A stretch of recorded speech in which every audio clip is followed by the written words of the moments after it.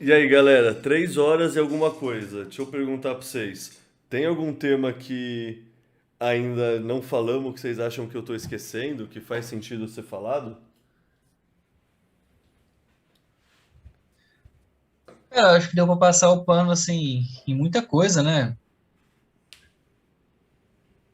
Eu acho que sempre tem vários, né? Mas pode ficar aí para próximos podcasts, né? Não, mas É, vocês Mas, pensaram em pô, trazer mais algum? Vocês tiveram pensado em trazer mais algum? Porque tem ainda uma coisa que eu quero perguntar pro Hugo. não, enfim, eu acho que tem outras tópicos que são interessantes, né? Pô, eu me interessei bastante nos últimos tempos aí pelas questões alimentares, né? Alimentação carnívora e tal. Maravilhosa É, essa toca. Essa toca explodiu minha cabeça. Se quiser, a gente. Ô Hugo e Cogumelo, vocês também estão nessa toca de. Sei lá, o Hugo tá mais tempo na comunidade, pelo que eu percebo. Você segue essa questão da dieta carnívora? Porque o Cogumelo, você conversa com nós lá no grupo do Zap, com o Pedro converso. Silva e tudo mais. Você é todo da alimentação também, né? Sim, pô. Olha só, eu nunca entendi essa história da dieta carnívora, porque eu sempre fui carnívoro a vida toda e nunca ninguém falou nessa porra aí. Eu adoro carne, porra. É, O pra meu mim, pai meio, dizia, hã? pra mim, meio que sempre foi a mesma coisa. Eu sempre gostei muito de carne, não consigo nem imaginar em que situação, em que contexto alguém com, decide aí, né, optar pelo vegetarianismo, ou pior, pelo veganismo.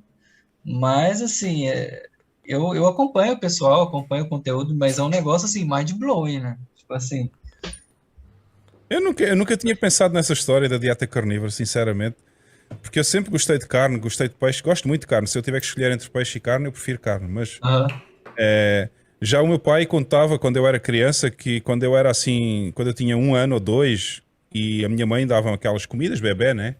Mas eu já olhava para o prato, eu via eles a comerem carne e eu queria igual, eu queria comer a carne. E minha mãe um dia experimentou a cortar o bife assim em bocadinhos pequeninos e eu com 1 ano e meio ou 2 já comia, já comia o bife. Eu aham. adorava aquilo. Eu sempre gostei de carne, então eu não entendo essa história agora dessa modernidade aí da dieta da carne. Eu sempre tive a dieta da carne, toda a vida. É, eu sempre comi também. Sempre comi o que, nos PF, sempre. É que eu acho que assim, o que me explodiu a cabeça de pensar na dieta da carne é ver como o resto é desnecessário. Sabe, eu achava que beleza, eu sempre vou comer carne, sempre comi carne em todas as refeições. Pra mim, uma refeição sem carne, sem proteína, nunca foi uma refeição. Eu Aham. sempre sentia que era um migué, assim, sabe? Mesmo no miojo eu fazia questão de colocar uma salsicha quando eu era moleque, sabe? Precisa ter uma coisa que eu tô chamando de proteína, assim.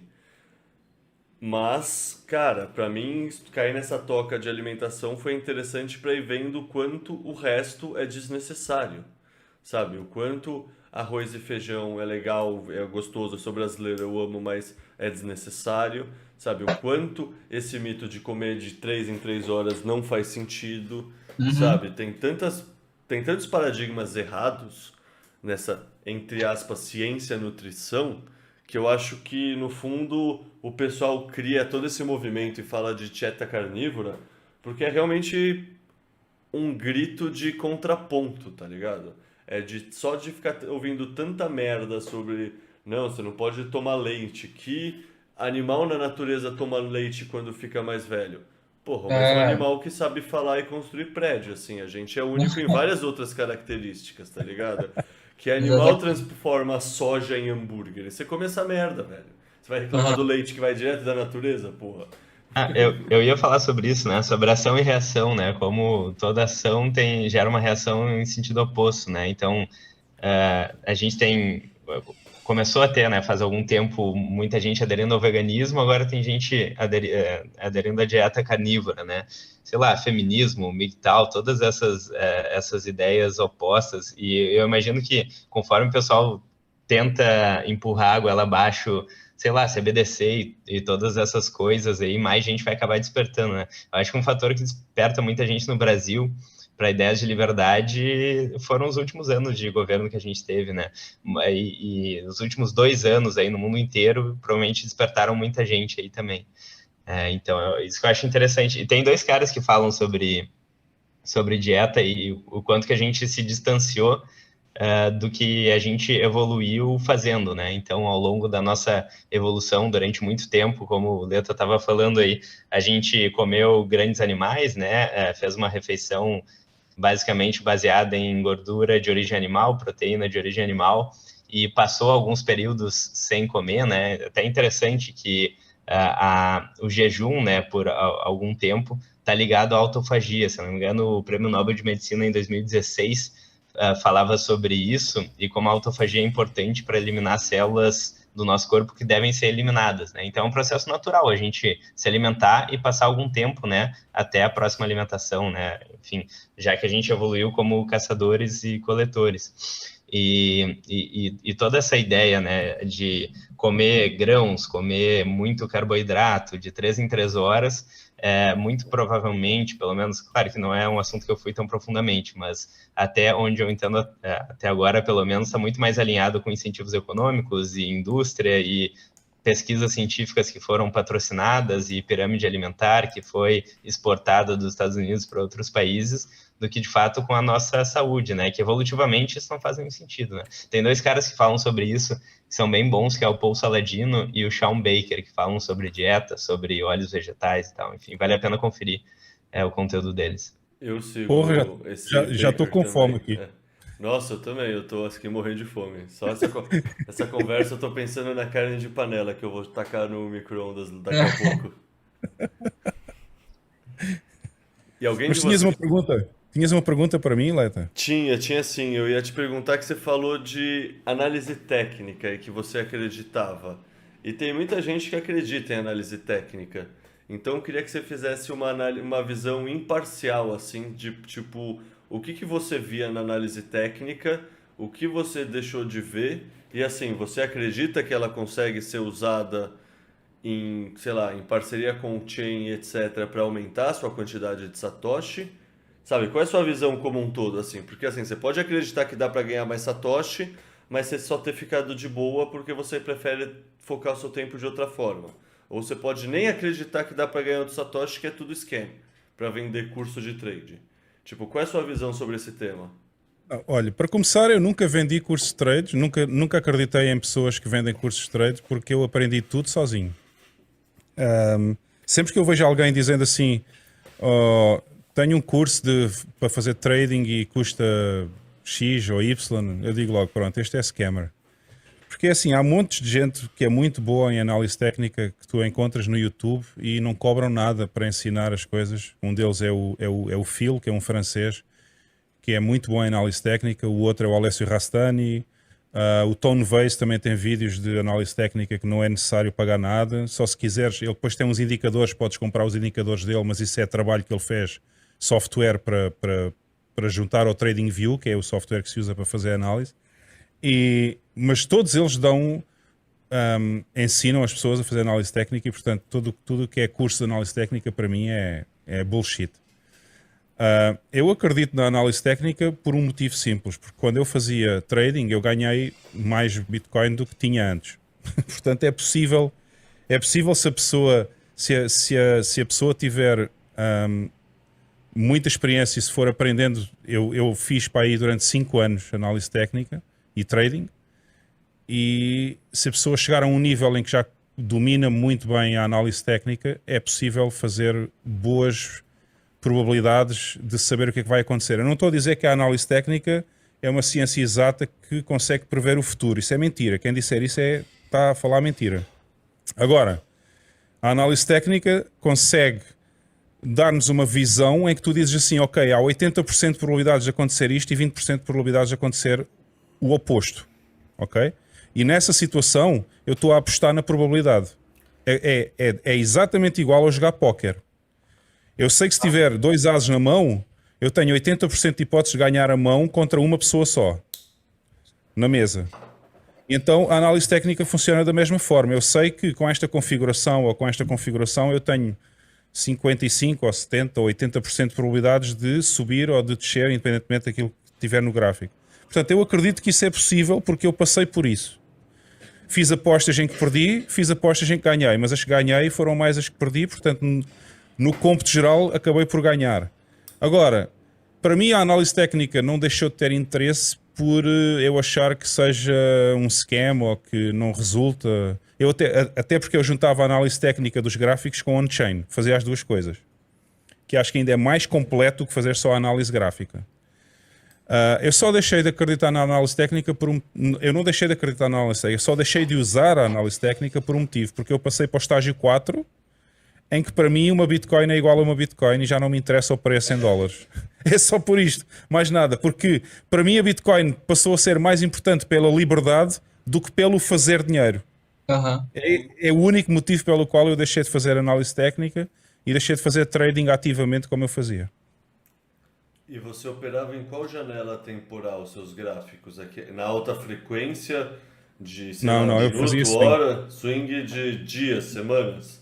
Não, eu fazia swing trade, que basicamente é aproveitar as grandes baixas e as grandes altas. Ou seja, eu tinha posições que estavam abertas durante alguns meses. Tinha outras posições que eu abria ou que fazia take profit ao fim de 2 semanas ou 3 semanas. Portanto, eu nunca fazia trading de 1 hora, 10 minutos, 1 hora, 4 horas. Eu nunca olhava sequer para os gráficos de 1 hora. O mínimo que eu fui olhar nos gráficos, mas apenas para confirmar assim mais swing trades maiores, era na 4 horas. Mas menos do que isso eu nunca olhei sequer. E quantas horas por dia, mais ou menos, você... Porque eu sempre ouço falar que esse pessoal que é trade acaba virando meio que a sua própria profissão, assim. Você segue acompanhando e atualizando o modelo. Quantas horas por dia ou por semana você passava olhando para os gráficos e recalibrando eles? Porra, eu passava muitas horas por dia. Esse foi também um dos motivos pelos quais eu deixei de fazer ativamente. Porque eu quase que dormia a sonhar com aquela merda já. Mas era a primeira coisa que eu fazia de manhã, era olhar para o preço da Bitcoin, e era a última coisa que eu fazia antes de fechar os olhos na cama, era olhar o preço da Bitcoin. E chega a um ponto, eu já fazia isso há 5 anos. Aliás, isso, como tu disseste, virou a profissão para mim, porque eu desde 2017 deixei de trabalhar para terceiros, para outras pessoas. Portanto, basicamente o meu rendimento vinha de fazer trading. E é tantas horas por dia quantas as que tens os olhos abertos, basicamente. Estás sempre a olhar para o gráfico, estás sempre a ver como é que está a posição, se está boa, se não está, se é preciso pôr um stop loss para proteger ou não. Enfim, é um desgaste muito grande a nível psicológico. E por isso eu também acho que isso também ajudou-me a passar ao estágio 4 e pensar assim, eu já não quero saber do preço da Bitcoin, e uma Bitcoin é igual a uma Bitcoin e já não me interessa o preço em dólares, porque eu já vivo no standard Bitcoin, já não vivo no standard fiat. Hugo, e até a análise técnica não é o que eu tenho muita familiaridade, mas queria te perguntar se isso tem alguma coisa a ver, porque me parece ter, com assimetria de informação, no sentido de que, por exemplo, né, se alguém comprou Bitcoin lá quando estava no Corona Crash, que estava bem mais barato, não lembro quanto chegou, mas enfim, estava bem mais barato. Chegou aos 4 mil.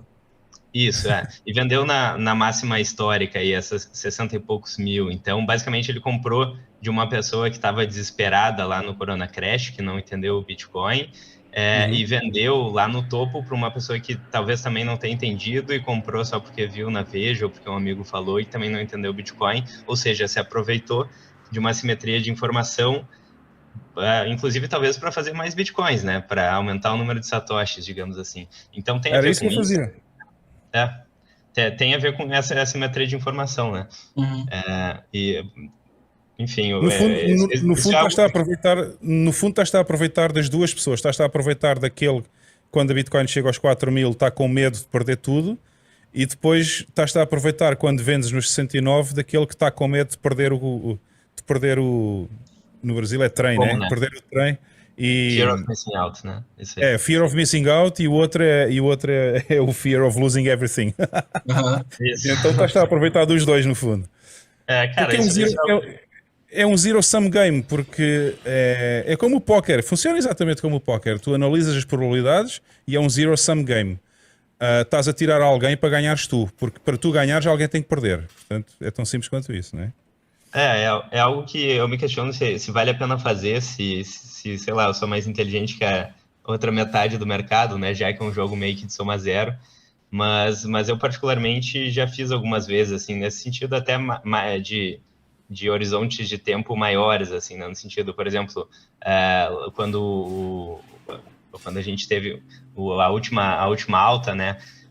Então a gente viu, sei lá, o Bitcoin próximo de $3.000, né? Olhando o comportamento histórico, assim, sem fazer muita análise técnica, pô, parecia um patamar de preço bom se tu entende a tese fundamental dele, né? Enfim, mas eu me questiono se vale a pena, realmente. Olha, no trading, eu posso dizer isto com algum grau de certeza. Eu diria que há 10% de pessoas que ganham e 90% que perdem no trading, ok? E esses 10% que ganham acumulam o dinheiro dos outros 90%. A questão é, se vale a pena ou não, eu diria que para uma pessoa que não tem experiência em trading, a melhor estratégia é fazer o DCA. E ir comprando todos, sempre em períodos iguais. Se a pessoa quer comprar todas as semanas, é todas as semanas, e manter sempre o mesmo período de tempo, que é para poder fazer uma análise melhor de quanto é que está a ganhar ou quanto é que está a perder num determinado momento no tempo. Há outras pessoas que preferem usar a estratégia mensal. Todos os meses recebem o salário, tiram uma porcentagem e compram um pouco de Bitcoin. Eu acho que essa estratégia é melhor para os 90% que perdem dinheiro no trading. Essa estratégia DCA é melhor para eles. Para quem tem muita experiência e sabe realmente analisar os gráficos e fazer o on-chain para confirmações, então aí, pronto, se esse faz parte dos 10% que costumam ganhar, essa estratégia é melhor. Uma alternativa que, assim, eu sou do time do DCA. Às vezes eu faço um ou outro aporte um pouco maior, só que aí é uma técnica zero sofisticada que, assim, tem indicadores que mostram padrões macro de uma maneira diferente do que a análise técnica no sentido o triângulo invertido, etc, etc. Tipo o índice de força relativa ou aquele índice do medo. E aí eu prefiro pegar esses que dão muito claramente um sinal de compra, assim. Sabe, quando tá nesse momento, pô, pra mim faz sentido pisar um pouco mais forte no acelerador. Mas, sabe, O índice do medo é bom. Eu gosto do índice do medo porque quando o índice do medo está abaixo dos 10% é a altura de comprar. ou quando Que é ele quando- tá no verdinho, você também não tem que pisar tanto no acelerador. Você pode fazer seu DCA, mas faz metade É. do DCA, faz metade reserva de oportunidade, tá tudo Isso. bem. Eu não gosto muito do Warren Buffett, porque acho que ele é um idiota no que diz respeito à Bitcoin, mas ele teve uma frase que foi uma boa sacada, que foi compra quando há sangue na rua e vende quando todos estão felizes. Essa frase não é dele, não. Essa frase é do Barão Rothschild. É uma frase de 1800 e bolinha, assim. Ele... É que o Buffett é tipo a Clarice Lispector, né? Tipo, toda frase cai pra ele. Mas Então ele usou essa frase, né? com certeza. Todo mundo que... Mas Agora, pronto, acho que essa é uma boa. Acho que é uma boa estratégia. É quando toda a gente está com medo, é porque está-se a formar um bottom. É uma boa altura para fazer um DCA mais assim, pisar mais no acelerador. E outra coisa também, né, em tempos onde o Banco Central intervém tanto na economia, né, foi algo até que eu particularmente percebi. Eu me lembro que quando ali depois do Corona Crash lá, né, o Banco Central dos Estados Unidos baixou drasticamente a taxa de juros, começou a imprimir dinheiro de novo, e o preço do Bitcoin foi, sei lá, de $6.000 para $60.000 rápido, assim, né. Então, e agora, sei lá, o Banco Central dos Estados Unidos volta a subir a taxa de juros, todo o mercado sofre e o preço do Bitcoin cai, né? Então, tipo, meio que a gente tem um cara que manipula todo o mercado, né? Enfim, até o momento em que talvez isso não continue se repetindo, né? Mas até o momento tem essa correlação, né? O Banco Central baixa a taxa de juros, imprime dinheiro de graça, preço de ativos financeiros sobe, inclusive Bitcoin. E o oposto também é válido. Essa tendência só vai alterar para o contrário quando deixar de haver especuladores de Bitcoin, ou melhor, quando houverem menos especuladores de Bitcoin do que hodlers libertários. Quando isso acontecer, quando a maioria das pessoas que têm Bitcoin forem pessoas que já estão no estágio 4, aí vai acontecer o inverso, que é a Bitcoin já não vai estar correlacionada com os mercados e o Banco Central americano também já não vai ter tanta influência, porque eles não vão vender a Bitcoin simplesmente, não vendem. Fazem como eu, porque eu nunca vendo Bitcoin. eu achei a frase aqui. Lendo de um texto da Money Times. Chamamos isso no mercado de Contrarian Investment. Barão Rothschild, um nobre britânico do século XVIII e membro da família bancária Rothschild, é creditado por dizer que, abre aspas, a hora de comprar é quando há sangue nas ruas, fecha aspas. Rothschild fez uma fortuna comprando no pânico que se seguiu à Batalha de Waterloo contra Napoleão. É Os isso. Miseráveis. Ou seja, os caras já estão pensando assim há 200 anos, voltando num outro assunto que a gente falou. É óbvio que o poder vai concentrando em quem já tem esse pensamento estratégico há mais tempo. É simples assim. E por falar em concentração de poder, outra coisa que eu queria perguntar para vocês é o seguinte, o padrão ouro meio que falhou, né, digamos assim, ou pelo menos foi sendo abolido aos poucos até 1971, né, com o final do Acordo de Bretton Woods, porque instituições centralizaram a custódia do ouro. E pensando em centralizar a custódia, a gente tem, sei lá, Nubank oferecendo Bitcoin, ETFs e tal. Vocês pensam que a gente corre o risco de instituições centralizarem a custódia e fazerem um Bitcoin fiduciário, assim, ou digamos assim, vender mais Bitcoin do que de fato eles têm e gerar algum problema no curto, médio e longo prazo? Ou isso não é um risco? Se eles fizerem centralização, não me preocupa nada. Aliás, isso é o que está a fazer o Michael Saylor e a mim não me preocupa nada que ele compre mais 100 mil bitcoins amanhã, porque isso vai ser bom para mim e vai ser bom para todos os outros que têm Bitcoin também, porque vai aumentar a escassez e aumentando a escassez a moeda vai valer mais em si em termos comparativos do dólar. Agora, para vender Bitcoin que eles não têm, eles vão ter que criar uma coisa, que é Bitcoin em papel, como fizeram com o ouro. Não é? Vão ter que fazer derivativos da Bitcoin. Mas isso não é Bitcoin verdadeira, portanto, não me preocupa muito. Eles já tentaram fazer isso com os futuros da CFE. Teve algum impacto ainda, porque a Bitcoin era pouco líquida nessa época, que foi no final de 2017. E até se calhar ajudou à grande queda dos 20 mil dólares cá para baixo quando começamos o ano 2018. Mas com o tempo a liquidez da Bitcoin vai aumentar e no próximo halvening já não vai haver...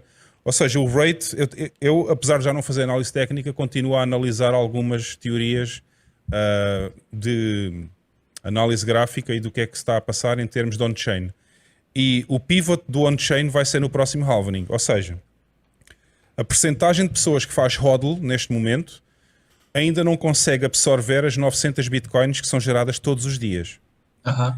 Isso vai acontecer no próximo halvening.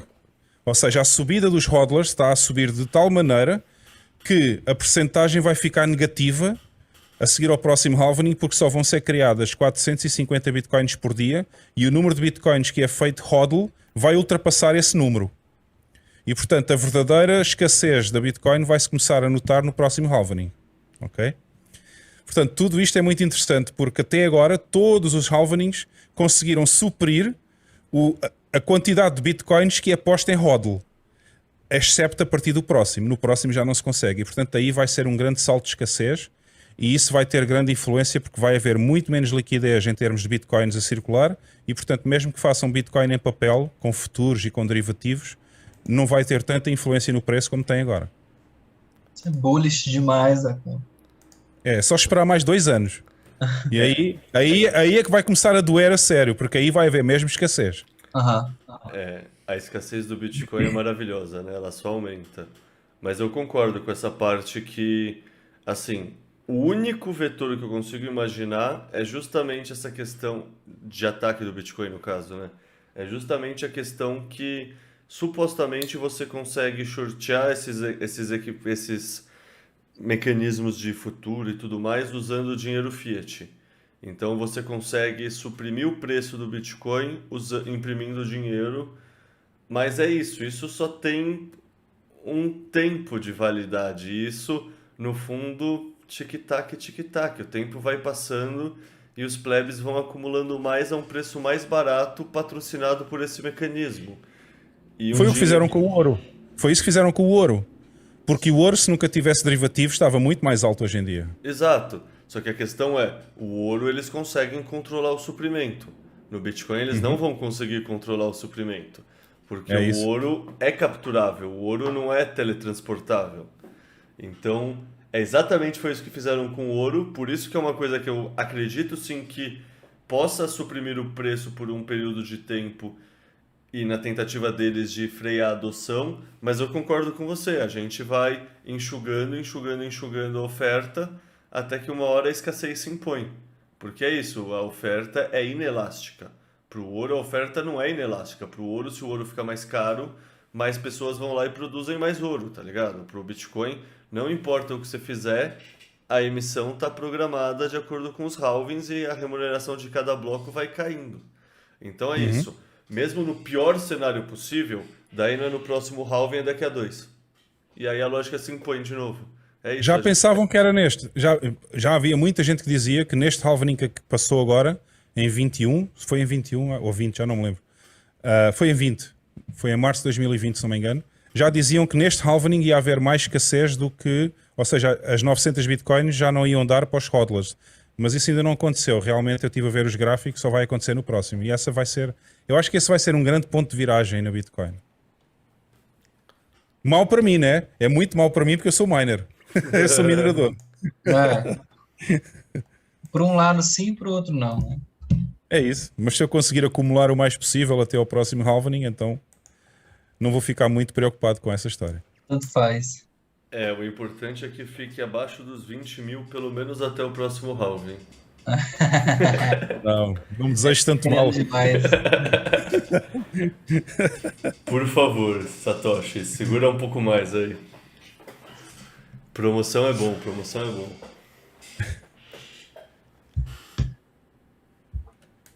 Eu acho que vou comer uma carne agora. Bom, Aí sim. Já fiquei com uma fome aí da conversa carnívora. galera, vou falar pra vocês darem os finalmente, mandarem aquele abraço pra quem vocês querem mandar, falar onde seguir, encontrar vocês, que aí a gente vai se encerrando pra comer, né? Que a gente também é filho de Já. E aqui em Portugal já são quase 2 horas. 2 horas de domingo. Domingo não, já estou todo maluco. 2 horas de quarta-feira já. Quase sexta já. É isso. Mas no mais é isso, galera. Valeu, muito obrigado. Vocês podem me seguir lá no Twitter, @tiradentesbtc, cogumelo maximalista.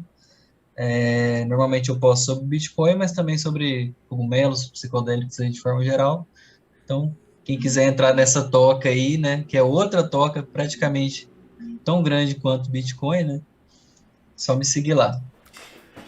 E essa galera que quer entrar nessa toca também escuta o podcast que a gente gravou junto. Eu, o Cogumelo Isso. Maximalista e o BT Conscious, que ficou bem legal. 3 horinhas. Sessão temática. Sessão temática só sobre o tema, explicando como o cogumelo ajuda nessas questões psiquiátricas, como estão rolando as pesquisas hoje em dia, como preparar de uma maneira responsável e segura, tá bem legal, assim. Então, quem quiser, assim, um belo lugar para começar a pesquisar, começa pesquisando nesse podcast que a gente gravou junto, que tem muita referência bibliográfica, muita coisa para ler e complementar o estudo, assim. Acho que você concorda comigo, né? Com certeza. Muito conteúdo ali. Olha só, eu devo estar fazendo alguma coisa errada, meu. Porque eu adoro cogumelo, eu como cogumelo toda hora e não sinto psicadélico nenhum. Tá escolhendo eu estou fazendo errada. Eu estou fazendo alguma coisa errada. Bom, chegou a minha vez então. Dá um abraço aí. E obrigadão a todos vocês, Oleta, pelo convite. Gostei muito de estar aqui hoje. E onde é que vocês me podem encontrar? No Twitter é @_Hugo_Ramos_. É só separar. Vocês lá não chamam underscore, não é? No Brasil Traço baixo. Puta nome feio. Ou underline. O pessoal mais chique fala underline. É isso. @_Hugo. Então é @_Hugo_Ramos_. E o podcast, já sabem, todas as sextas-feiras às 10 da noite em Portugal, 6 da tarde no Brasil. E o endereço no YouTube é youtube.com/fhumanipt. E pronto, é isso. Nós fazemos o podcast todas as semanas. O Leta já foi um dos convidados. Podem lá ir ver também o podcast que ele fez connosco. E acho que é isso. A partir do Twitter e do YouTube encontram tudo. Sai também no Spotify ou sai só no YouTube o podcast? Ah, não, sai em todo o lado, sai em tudo o que existe. É YouTube, Rumble, temos um grupo no Facebook também, F-Human IPT, temos as plataformas de áudio podcast, estamos no Fountain, Spotify, Google Podcasts, Apple Podcasts. Ou seja, quando nós acabamos de gravar o podcast no YouTube, que é uma transmissão live, aí o vídeo vai para o Rumble, fica duplicado no Rumble também, e o áudio vai para as plataformas todas de podcast, seja qual for a que a pessoa usa, está lá. Se usarem o Fountain, ganham satoshis por estar a ouvir o podcast. Não sei se vocês já conhecem essa app. O Fountain é uma app que funciona com Lightning, em cima da Lightning. Eu sei que ele existe, eu confesso que eu fui relapso e ainda não tive tempo de estudar ele, mas eu já ouvi falar que é legal, é aquela coisa de você poder fazer transmissão de sets de acordo com o conteúdo que você está consumindo também, né? É bem legal. Ou seja, a pessoa ganha consoante o tempo que está a ouvir o podcast, e o podcast também ganha se as pessoas decidirem fazer um donativo ao podcast, também podem mandar uns satoshis. Ganham todos. Boa. Legal, legal. Hugo, como é que tá o alcance aí dessas outras plataformas em relação ao YouTube, Rumble e Fountain, né? Não, o YouTube ganha, óbvio, né? O YouTube é onde eu tenho a maioria das pessoas a ver o podcast. Até porque a grande maioria gosta de ver o podcast live, quando ele está live, né? E o Rumble tem muito poucas visualizações ainda, porque as pessoas ainda estão mais habituadas ao YouTube. Mas o que eu fiquei surpreendido foi nas plataformas de podcast áudio. Aí é que estamos a ter muita adesão também. Deve ser mais por causa do Fountain, que as pessoas gostam de ganhar satoshis para ouvir os podcasts.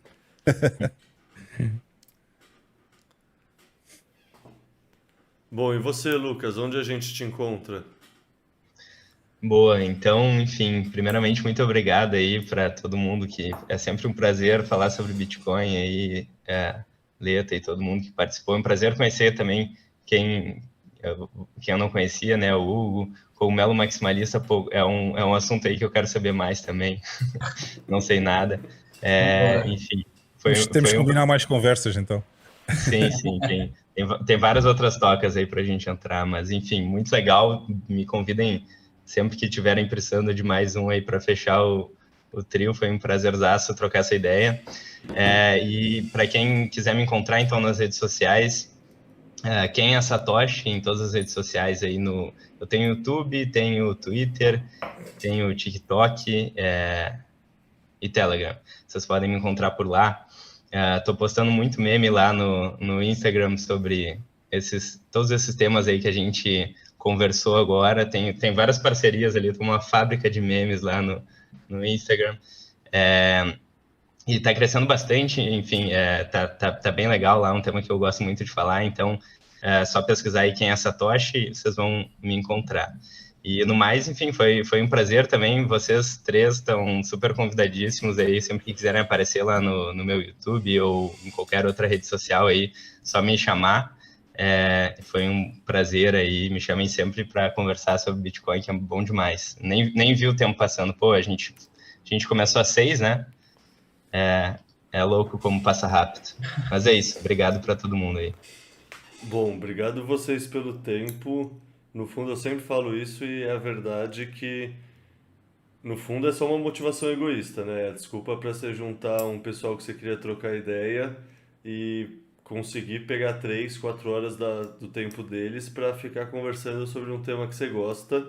E, no fundo, ao vocês participarem, vocês estão doando tempo para mim e para toda a comunidade. Então, eu agradeço em meu nome e em nome de todos os plebes também.